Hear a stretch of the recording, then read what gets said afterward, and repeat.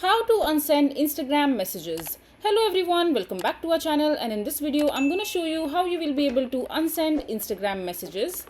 So first of all, just simply open your Play Store or your App Store, and after that just simply download the Instagram application in your mobile device and simply open it. And once you're there in your Instagram account, in order to unsend messages, you first need to send the message to someone you want to send to. So for example, I have sent messages to this particular person right here.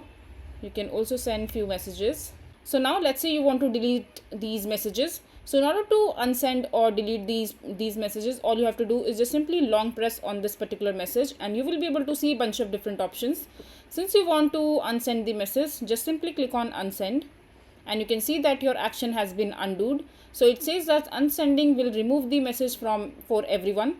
People you have sent this message to may have seen or forwarded it already, but you have to be okay with it.